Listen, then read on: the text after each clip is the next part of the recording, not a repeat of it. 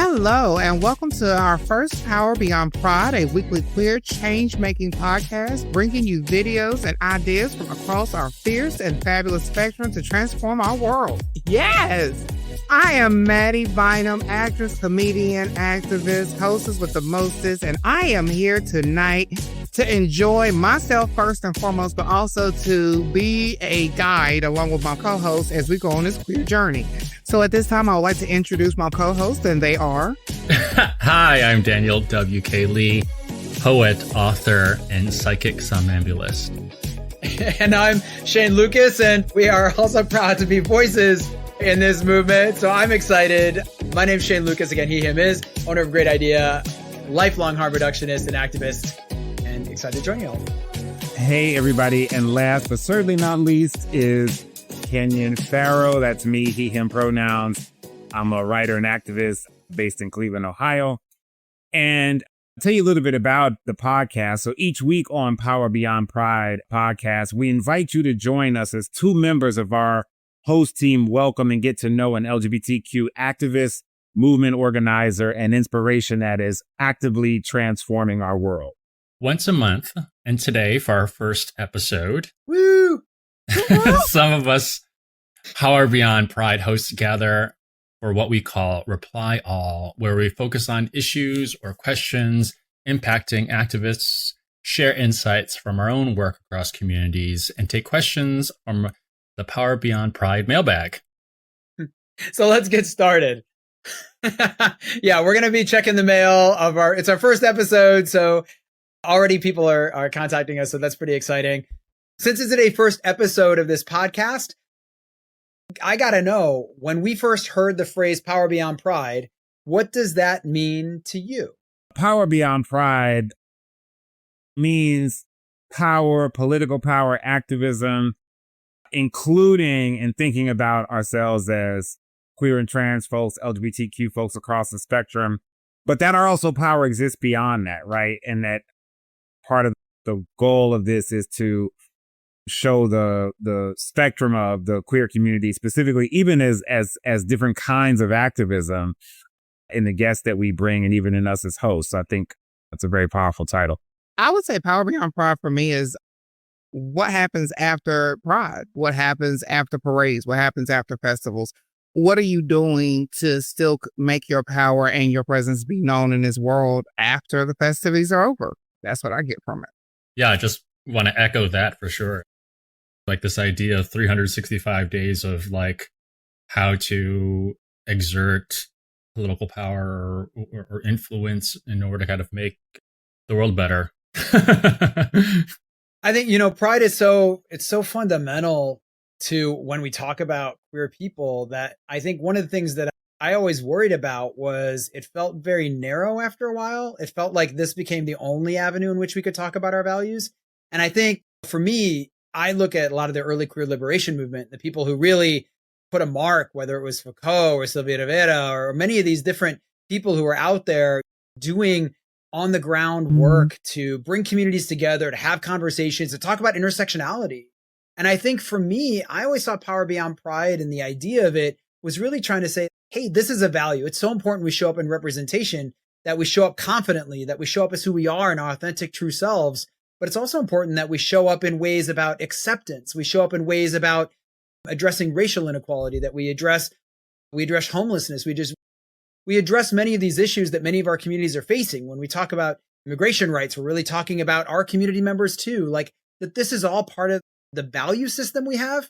I think, and Pride has somehow sort of become more condensed, I feel like, than I wish it were. I kind of feel like it started as a riot, because it was a riot responding to so many things. And I kind of think of our power as so much bigger than that, because queer people are everywhere and we're doing so many cool things. To extend that, why is it important to have this conversation about pride and power now, do you think? They're trying to take all the power. They're trying to take all the power. All of it, even the little bit of power that like queer people have had in terms of rights. Yeah, they are. They're trying to take it. They are. I would definitely echo that. I would say the importance of this conversation now is because of the fact, I think, not just our power, but our ownership of ourselves in this season. Like we see a lot of issues being talked about pro-choice and women, but there's a lot of issues that are now going towards, especially transgender rights, gender confirmation, and all these different things. So I think to me, the importance of this conversation is to understand what power you do have so that way you can use it to continue to move the needle forward so we don't go backwards, but go forward. Yeah, I also think it's important what we're doing to interview and bring in queer and trans folks who are activists in their own right around the country. I mean, some of the guests are more well-known and some of them are unsung heroes doing work in their communities. And I think for me, I in some ways feel very fortunate that as a kid growing up in Cleveland in a housing project, but there were lots of queer folks around and folks were friends of my families. And I certainly understood homophobia in the world, but folks were also still very present and welcome and loved in my community in a way. But then it was being able to see when I first saw Marlon Riggs' film Tongues Untied when I was like 14 years old. My mom made us watch it, me and my sisters, on PBS. And being able to see those Black gay men, it was like, oh, that's the kind of, that's my path, right? That's who I want to be like.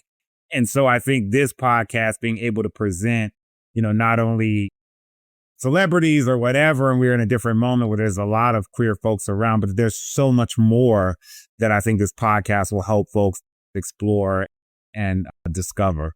Yeah, I think what you say, Kenyon, there's so many people coming out, which is awesome, right? It's great to see celebrities and people have this conversation. But I think we're not really talking about, at some ways, that the power that we get with that presence, but that when you think about housing rights, employment rights, when you think about all these places where power gets exercised, right? Pulling, when we talk about trans rights, right? We're talking about pulling them. We talk about athletes in schools, but that's not really the conversation. The conversation is, how can we reduce rights? How can we reduce access? How can we reduce the humanization of community members and really start this slippery slope about starting to pull people away from the human experiences and the human rights that everybody deserves? And so I feel like, to me, it's all about power. It's always been about, I'm a Foucauldian, so of course, it's always about power. Good sex is about power. It's power, right? They're power. Hello. So there's all power, intimacy, and gentleness and vulnerability, but like power, right? And so how do we how can we not talk about power at a moment where we're seeing those attacks really strike at the heart of so many people's individuals' ability to thrive on their terms? And to me, I think, again, Stonewall was about power. It was about showing a system that you were gonna exercise this moment. So I don't know. I just feel like that's what they want. They want us to feel powerless. I just kind of follow up on that, this idea of about just focusing on power, which I think why now is so important is because this is also an opportunity to recalibrate the kind of ways in which we've been trying to quote unquote organize to assert some kind of agenda. I have plenty of critique of how we can call Gay Inc. has organized itself to further whatever the gay agenda is. And that, and a kind of decades long enamorment of political power and trying to cozy up to it. And this is a time where we, I think, need to rethink that paradigm and return to this kind of grassroots power from below, so to speak. We were just talking about changes in pride, which I'm sure we'll get to later. But this almost reliance on corporate money is so different from the kind of radical roots of art, of liberation, that this moment, I think, is reckoning and recalibration. Do you feel like the movement can encapsulate the wholeness of the queer identified populace? And I say this because you have intersections with privilege. You have intersections with whiteness and wealth. You have intersections at levels of low resource communities. You have different lived experiences that intersect with it. And so I think I worry because the history of all sort of movements has often been undone by those who move further forward fastest because they intersected with privilege and then turn around and do what I call ladder pulling, right? Which is, hey, I got here, so I guess you don't really need this special treatment, when in reality, we're not talking special treatment. We're talking equity. We're talking like everyone should have the ability to thrive on their terms. Do you think our movement can handle it? I think that like, I see your face, Mattie. I think the idea of spontaneity of response, right, which was like a kind of a value, this idea in ACT UP organizing, like where there didn't have to be a consensus. Not everyone had to align and like with the same ideas. And I think that kind of proliferation, that kind of like mobilization of like spontaneity of response to kind of attack, so to speak, issues in different ways is very fruitful.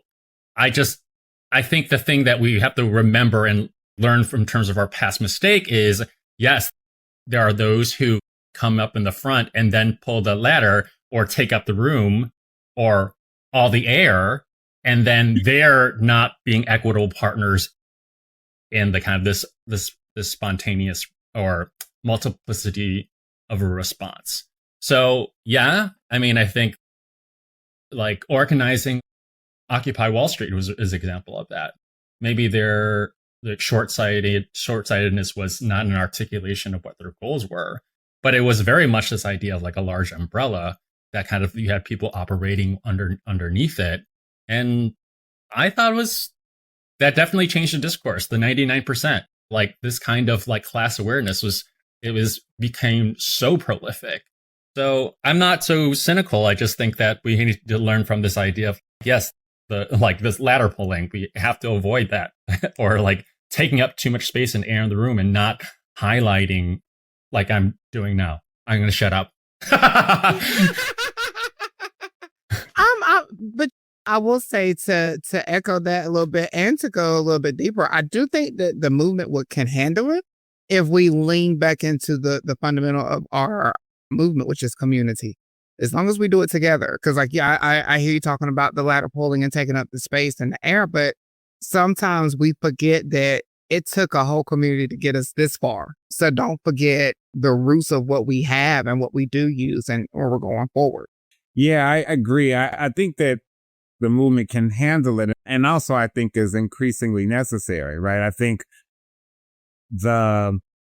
what we've seen through waves of LGBT movement, especially when you get to the 1980s, where just as you described what happened, or I would say like the early 90s was, once the antiretroviral medications were available to people, there were a lot of wealthy white gay men who left the HIV movement, and some went to then fund some LGBT work, but that also then took on a very specific set of goals, marriage equality being one, right? And then didn't want to deal with these other kind of questions and other sort of issues that were impacting queer people. And even after the federal marriage equality happened as a Supreme Court decision, there were some similar dynamics that happened. There were some queer organizations that closed because funding was no longer available. Either their wealthier white gay donors got married, so they stopped funding those organizations and they closed, or other funders moved on to other things. And so but I think right now we're in such a particular moment where there is the potential for one, just a collapse, right? Real economic collapse. And I'm not even trying to be scary or hyperbolic, but that's really where we are. And that may, and in all our systems that a whole range of people rely on is at risk. It creates the conditions through which the kinds of solidarity that we need, where there may be various differences among race, gender identity, class, regions of the country, whatever, that even if, again, I think I like the kind of ACT UP example of folks being able to say, hey, we want to do this thing. And then if other folks didn't want to participate, then that group of people went and did it. And it was all ACT UP. So moving in that kind of solidarity and even political alignment, even if we don't necessarily think strategically in the same way is going to be really important. We love what Kenyon left us with, so we're going to take a quick break, my babies. And then we're going to come back and finish the conversation about what does power mean to you, baby, okay? Oh, one moment.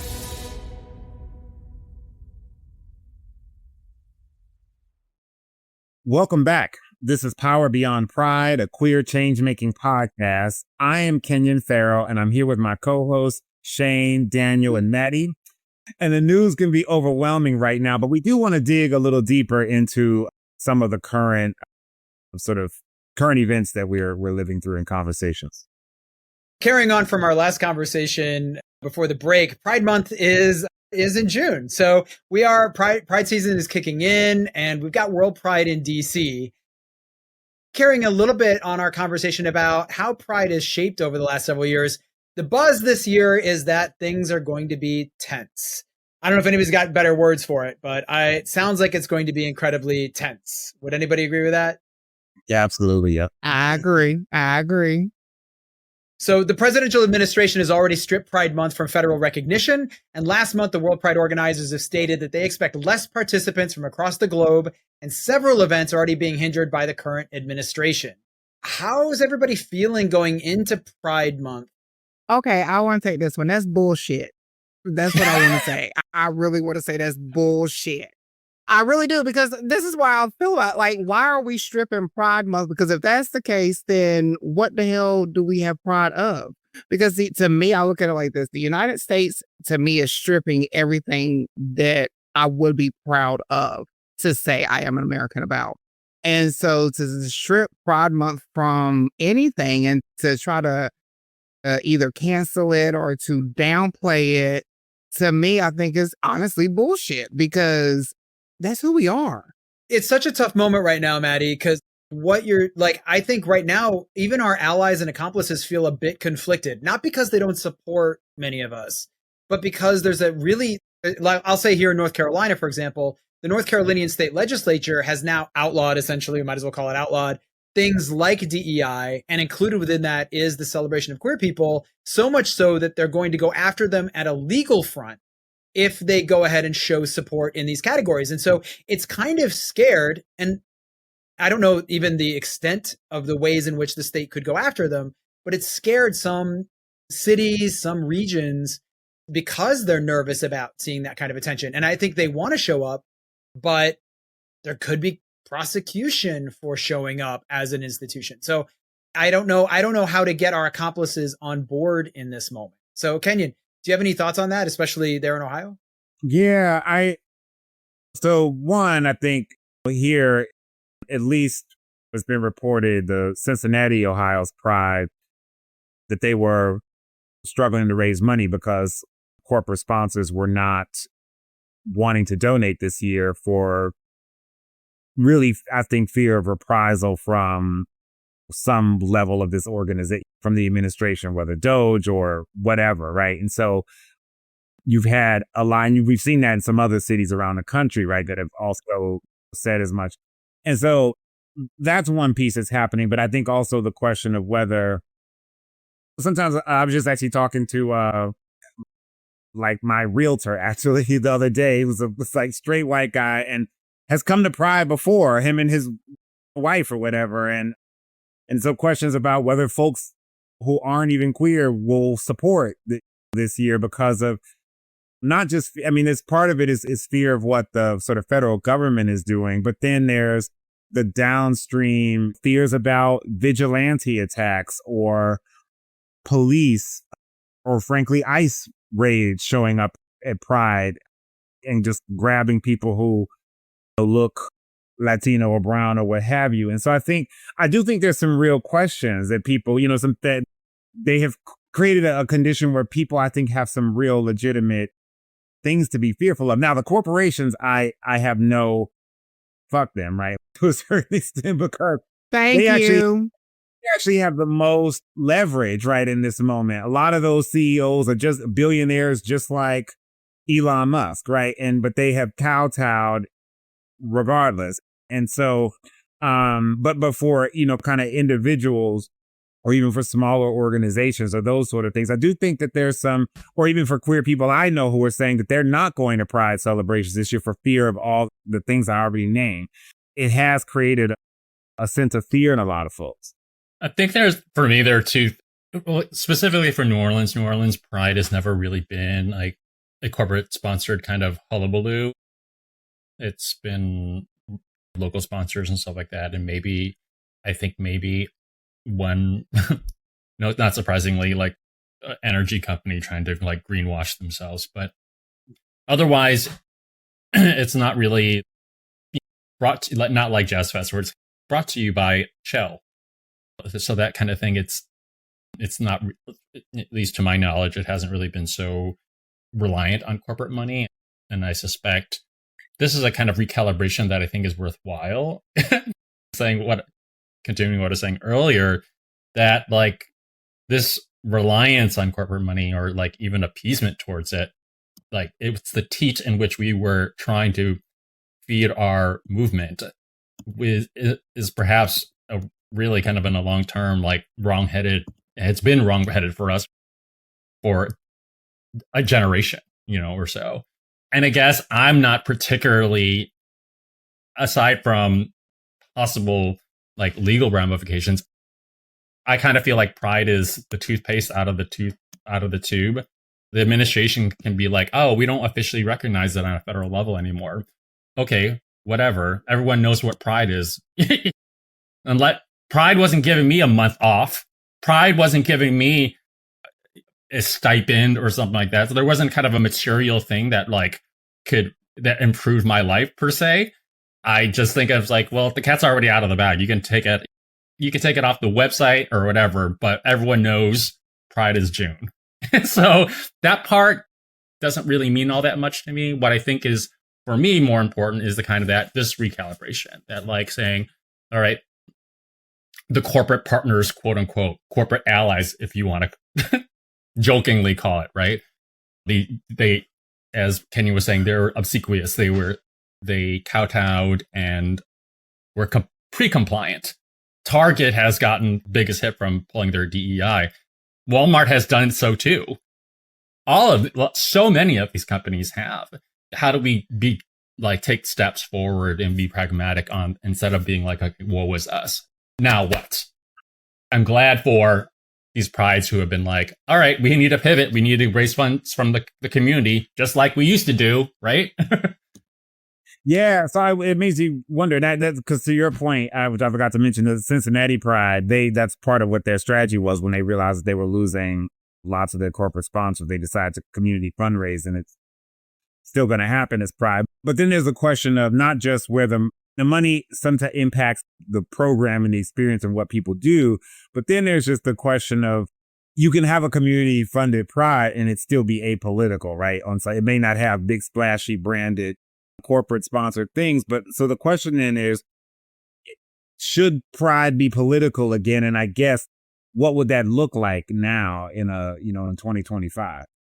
New York has had that kind of the alternative Pride, like their queer march. That's not the corporate Pride, where it's just like activists marching on the streets and stuff like that. Yes, reclaim Pride. Yeah, reclaim Pride. Right, I forgot what it was called, but like more of that, please.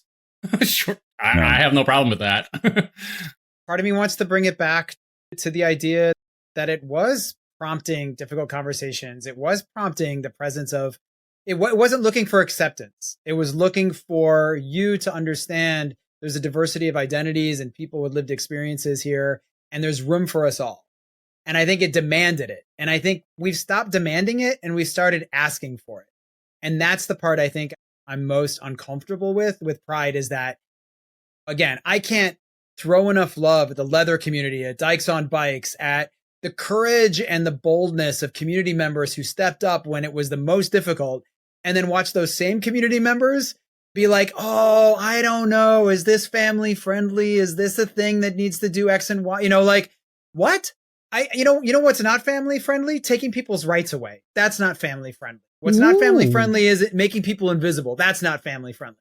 These are things that we should be looking at as values in our system and say, this is the stuff that matters. And I feel like we've stepped so far into like wanting Citibank to show up or Delta to sponsor something that we have forgotten what it was that we were here for in the first place.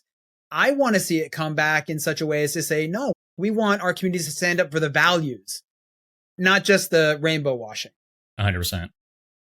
Honestly, I'm just going to be honest. I really don't think politics should be in Pride, period. And I may be off topic. I don't know. But I really don't think politics should be in Pride. I think because when I think of Pride, I'm an old Southern girl. So I feel like Pride is a big family reunion. That's really what I feel like Pride is. Pride is the time that you can come and just have fun and connect back with your community, show up for who you are, stand and be vigilant in your own self. But why does politics have to be in it? Like, why does this even have to be something that we have to discuss politically? Because at the end of the day, we all have some form of pride. Like, whether it is the LGBT community, the ally community, like, it's just about just showing your love and your pride in general. So, yeah, that's my stance. I don't think politics should be in a period. Hot take. Hot take. Just hottest take. Just being honest. I would say, answering my own question, I do think that pride should be political. But I also think that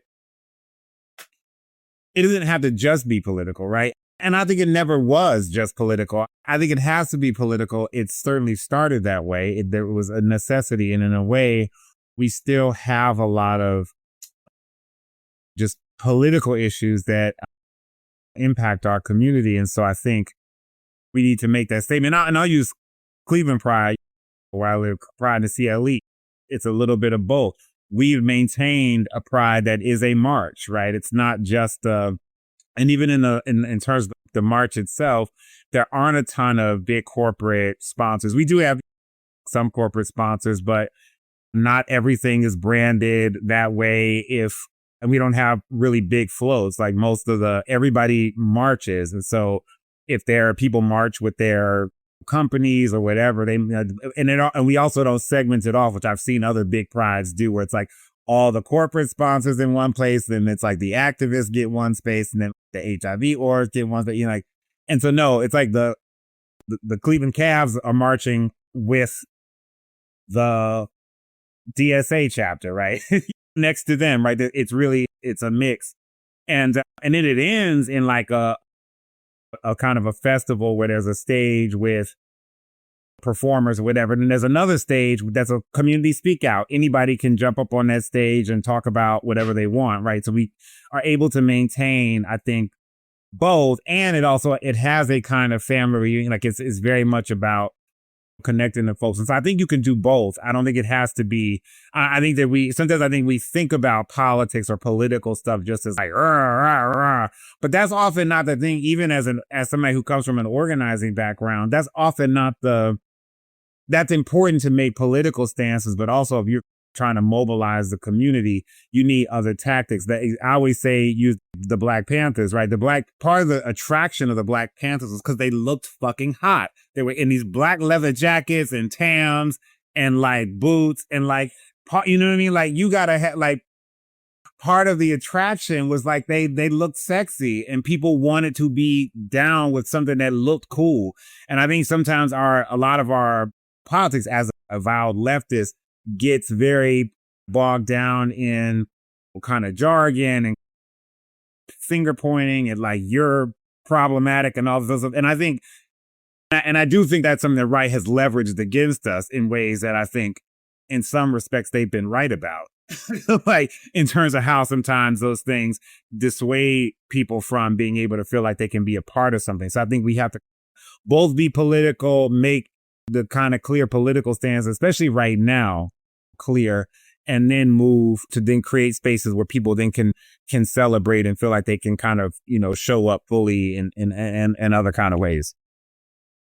Now, Kenyon, I will say this, just to comment on something you just said, the Black Panthers were hot and sexy. Now, I do believe they were hot because if you think of leather in Oakland in California in the summertime with no deodorant, yes, that's a hot mess.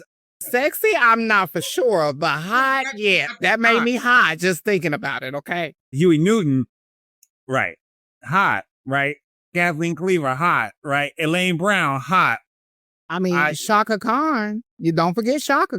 Shaka Khan, yes. Was a Black Panther and drop dead gorgeous. Yeah. So I do think that there's something in that I think we are missing now in our political moment.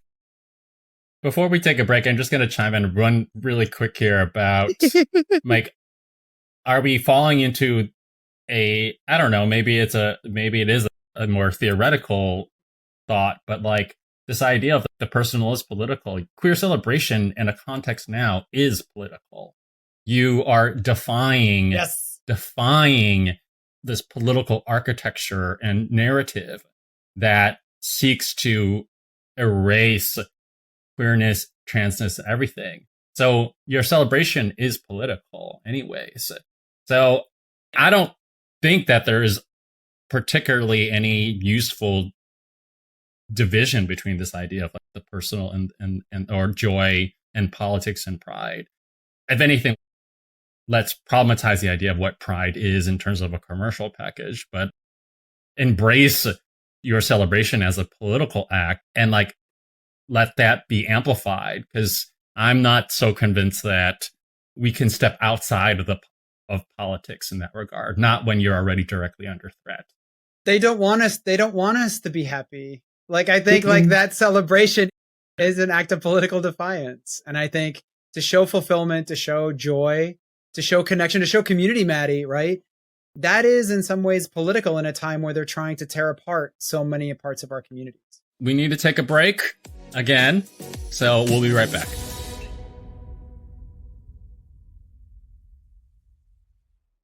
Welcome back to Power Beyond Pride. I am Shane, here with my co-hosts, Kenyon, Mattie, and Daniel, and we are queer change makers ourselves. It's time to check the mailbag for your questions. So our first question, and y'all, I would like to take this time to just say, since this is our first episode and our first question, the first thing that popped in my mind was Betty Wright when she made the song going back to her very first time. So I want y'all to keep that in mind as we go through these questions about your very first time. Now, coming from our queer activist icon, Annie Sprinkle. That Annie Sprinkle, you know, I love her to death. She's such a sweetheart. Hi, Annie. Thank you for listening and leading the way for Power Beyond Pride. Here's what she had to say. Hi, I'm Annie Sprinkle, and I'm she, her mostly, and I'm based in San Francisco and the Santa Cruz Redwood Forest. And I'm wondering, like, what can we do to ignite more environmental activism in the queer movement? Where filmmakers can make queer environmental films, but there are hardly any, like, there's Patagonia and there's a few, but why are queers, GLBTQ, not more environmentally conscious activists? And without clean water, we're done for. Without good air, you know, these are important umbrella issues, and yet we could do more. And so why not add the E to GLBTQIE? E for ecosexual. Yeah, I think it'd be cool. So I'm going to pose this question back to my host. So who would like to take the first answer? I mean, my comical, cynical answer is when these gays have no forest to cruise in, then.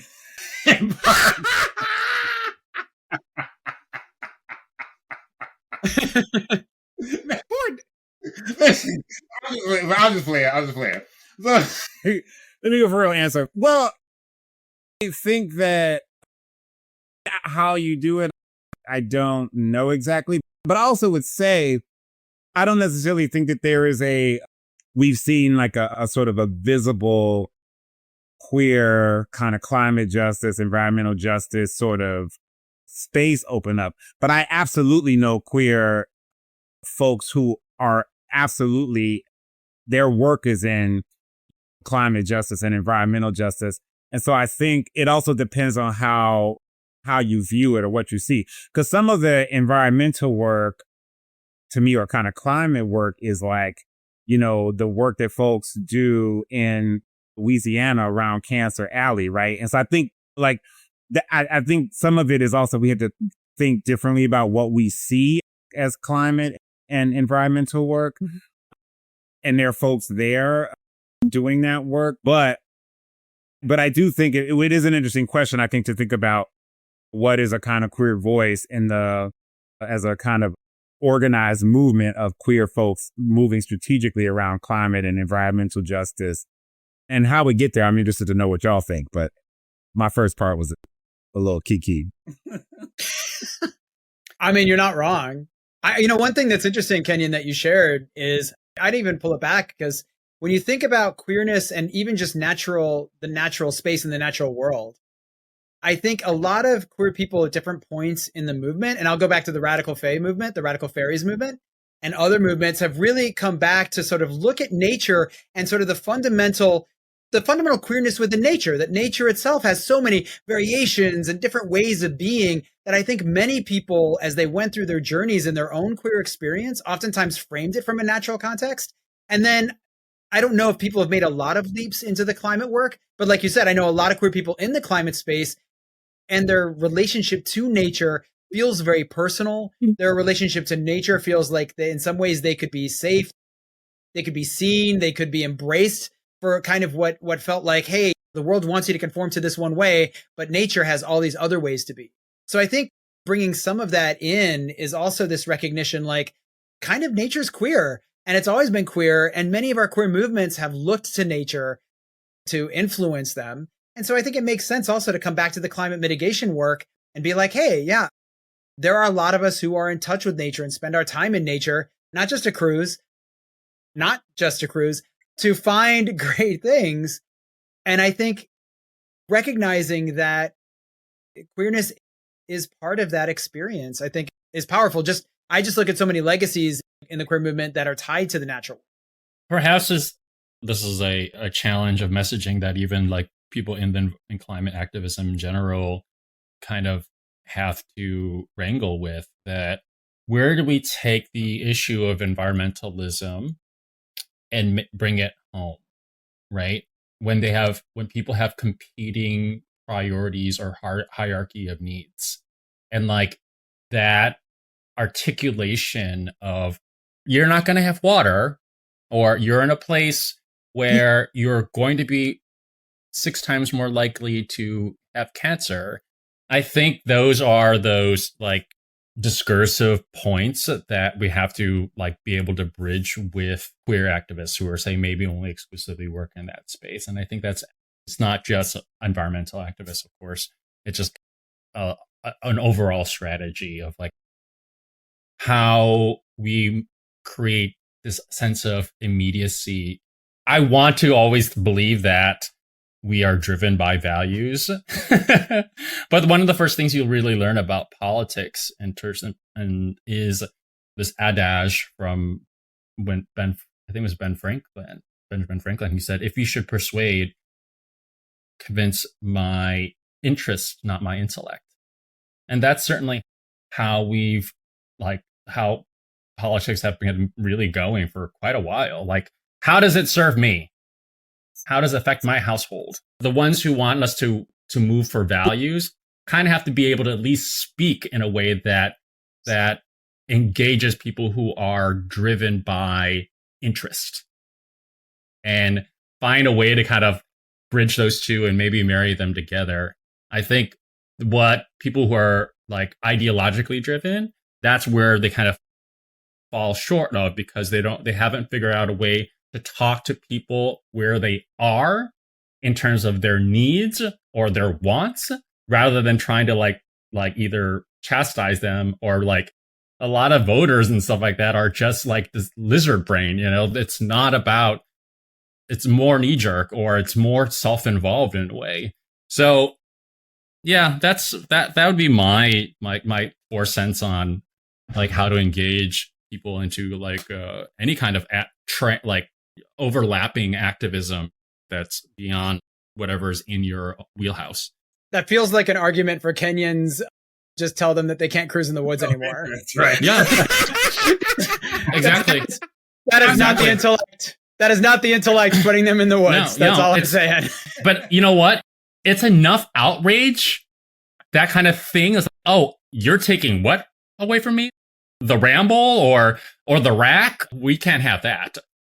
Right. Honestly, Yeah. right? No, I mean, it's self-interest is a powerful motivator. And last thing I'll say too is Jenny, you were talking to me think too about, to this point I was making earlier about like having to really think about, I think, how we think about climate and environmental work. So for instance, in Atlanta, all of that organizing to stop Cop City that happened in the last couple of years in Atlanta, a big part of the messaging there was about the destruction of forest land around that community. And I personally know a lot of Black queer folks in Atlanta who were the leading organizers in a lot of that Stop Cop City work. And so I also think like sometimes a certain kind of environmentalism that like, or environmental sort of justice work that thinking about, forests and oceans and these things, and that those things are actually really critical. But I think particularly in a lot of Black and brown communities, the issues are more acute in that land is being taken to develop things or to push people out of land or to dump toxic lead filled crap into people's neighborhoods. And so the work looks different in that sense, but it's still climate work. And I think that's the space where I think you see a lot of queer folks, even if it's not like has a clear kind of queer specific messaging, because a lot of queer folks, I think, in some of that work that's about the ways in which like people in certain poor communities have to then deal with business interests that displace them and move them into toxic lands or dump things in their neighborhoods or drive highways through their communities that then creates asthma and all these other kind of conditions that people in those neighborhoods live through. Well, I think what you hit on there, Kenyon, actually gets to our next question in our mailbag. So I think we can probably carry that through to this interesting question that comes from another ecosexual artist activist, Beth Stevens, who's a co-author with Sprinkle. And Beth asks, and I'm Beth Stevens, and my pronouns are she, they, be, and so on. Anyhow, I'm in San Francisco. I live in San Francisco with Annie. And my question is, how can the queer community have a solidarity amongst themselves without infighting? I know a lot of political movements are really taken down by infighting. And so how do we as queers maintain our individual passions and individual identities and individual identity politics and still move forward as a cohesive political movement, right? How do we fight without destroying our cohesiveness? That's my question for the movement. So this to me kind of speaks to again, I was thinking, Kenyon, this would kind of speak to the idea that there's different people kind of moving toward different things in the same movement. How can we go forward for the loving, cohesive movement, even if we have major differences within the movement? I think this is huge for us right now. I think that we are in a moment of reckoning with respect to organizing. I know that like folks who aren't in the kind of like decolonial pro-Palestine camp or who don't see like that the kind of really baseline human rights of it all that's happening now see really a moral bankruptcy outside of it. And I can see that I totally understand why, because there is a sense that your compassion or your view and vision of your work has boundaries, and or even your empathy and your sympathy has national boundaries, and it doesn't extend to like genocidal acts happening someplace else. And so like this actually also comes close to like what I was saying earlier with Gay Inc. So Human Rights Campaign, ironically, maybe not ironically, they take money from Raytheon, I believe, arms makers. There's these fractures, these fissures in the movement that I think that are going to be very difficult to overcome as we kind of consider how people align. I don't think the cohesion is necessary other than like making sure people are just doing. ACT UP was like, oh, you're not interested in like this action? You can stay home. We're going to do it. And under this umbrella of queerness and the queer movement, you can have people doing all kinds of things or whatever. And I'm not convinced either that like we need to have a consensus about it, right? I think more important is to kind of do the action. And if you keep on walking and others has to kind of, swerve a little bit more to kind of figure out their own path, I think that's fine.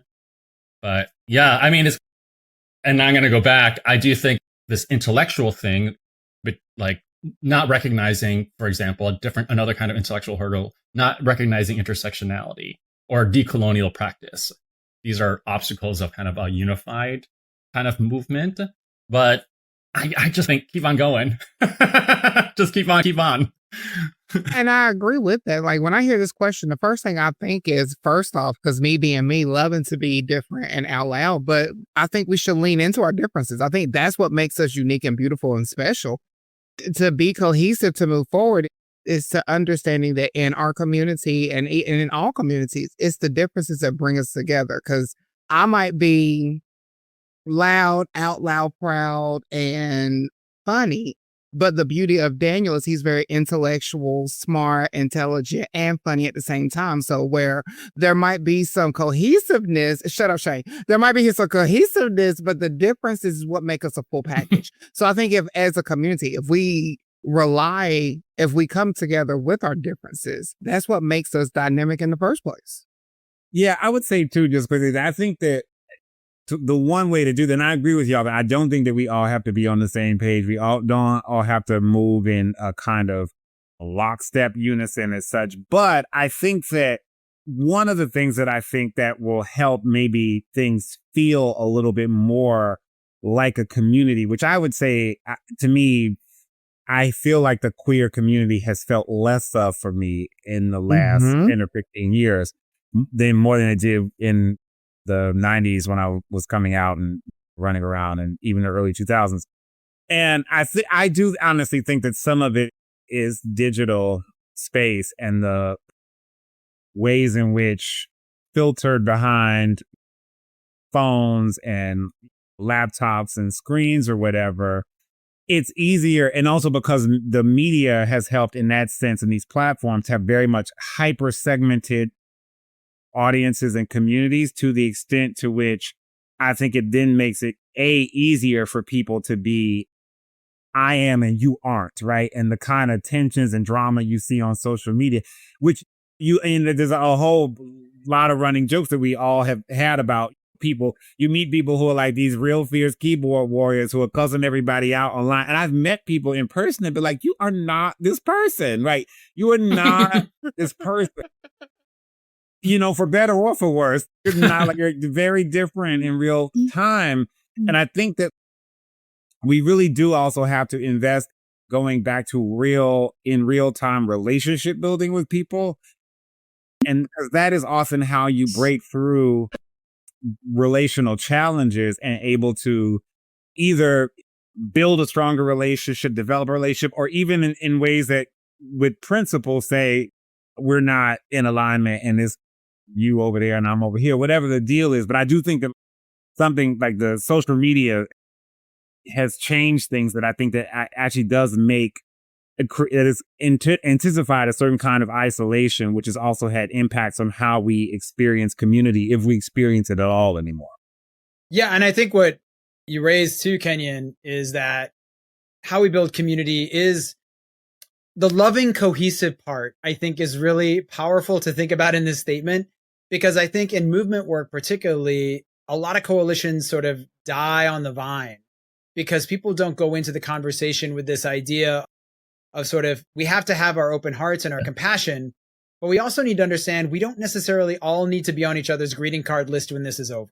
Right. Like at some juncture, we need to actually have an agreement about what we're here to do, so that you're right. Like we're all not going to be the same. We're in fact, our multiplicity that makes us a vital, rich, and vibrant sets of communities, right? Like that's what's awesome. But we have to agree on what the goal is. Like we have to have the cohesive element is like, hey, here's the thing that we can all agree we need to accomplish. And that we can come into this lovingly, open-hearted, and understand that we may not have the same faith. We may not have the same lived experience. And we might not even like each other. Like sometimes in movement work, you don't need to like the people you're in coalition with. You share what the outcome is. because the people who benefit from that work aren't the people in the room. Like the people who benefit from that room they do not care what your personal interests are. What they care about is that they access food, they accessed an education, they were able to get the healthcare the gender affirming healthcare that they wanted, whatever. But that they got that. That's the goal. The goal is not your Christmas card list. The goal is like, this is the stuff. But you can do that with love. You can do that and say, I may not always agree with you. I can still care about you and I can still care that you're well. But here are the things that we need to accomplish. That's the part I wish we would kind of come back to a little bit, is like there were people in the early parts of let's say we talked about ACT UP a lot today, but like in ACT UP, there were a lot of people who did not get along, but they understood the immediacy, the urgency, the necessity of finding an accord, even at the most sort of like, I don't need to like you, but we are all in this at some level together. I'm hoping we can do that. Yeah, because Lord knows there are people I work with all the time that I cannot fucking stand. I see you looking at me. Well, I see you looking at me. How you really feel? Look. You're, in coalitions with people or people who you just are not, you don't rock with, right? For a range of reasons. But you are there to do a specific set of things and you figure it out. Moving right along. I love y'all, by the way. We thank you all for these wonderful questions. And like I said, don't ever hesitate to send us more questions. We love to answer these questions because that's what the conversation is about. That's what this podcast is about. Power Beyond Pride is, how do we make pride extend further? How do we make our power continue to grow and be more intense than the Cheeto man in the White House? How do we continue to, break boundaries and cover new land like Ellen Musty? Like, it's just so much that we got to accomplish. So we thank you so much. So please send all your questions to mailbag@powerbeyondpride.com. Or you can visit our beautiful powerbeyondpride.com website and submit your questions there, okay? Or even better, send us a video, safe for work video, to any of our social channels. No NSFWs. We want to see you. We want to hear you and be in community with you. That's all the time we have for this Reply All, our first episode of Power Beyond Pride. That really went by so fast. I am your co-host, Daniel W.K. Lee, poet and author and monochromatic church lady. You can find me at Daniel W.K. Lee on Blue Sky, and I'm so thankful to be here with my wonderful co-hosts. And I am Mattie Bynum, actress, comedian, and one of the original Still Magnolias of the South, yes. Remember to subscribe and get your friends and family to subscribe to Power and Beyond Pride on Spotify, Apple Podcasts, or wherever you get your podcasts. Check out our site at powerbeyondpride.com. And I am your co-host, Kenyon Farrow, writer and activist. And you can find me pretty much on all the socials, just at my name, at Kenyon Farrow. And I am your co-host, Shane Lukas. I am a lifelong activist, harm reductionist, and I was the chorus boy in Annie Get Your Gun community theater production in my high school. Yes, there you go. You got it. You can follow me at shanelukas.com. You can check out more. Remember to also subscribe and get your friends to subscribe to Power Beyond Pride on Spotify, Apple Podcasts, or wherever you get your podcasts. And check out the site, as Mattie said, on powerbeyondpride.com. Power Beyond Pride is a project of A Great Idea, a queer-owned design and content agency. Learn more about them at agreatidea.com. And this episode is produced by Shane Lukas, one of our current hosts. Smita Sarka is our project developer, and our amazing editor is Jared Redding, and he is always supported by the most wonderful Ian Wilson. We are all a part of this podcast awesome host team. And so again, remember to send your questions and comments at powerbeyondpride.com. Check out our new episodes each week, and we look forward to queer change making with you next time. Thank you from all of us at Power Beyond Pride, and we look forward to seeing you soon. Woo!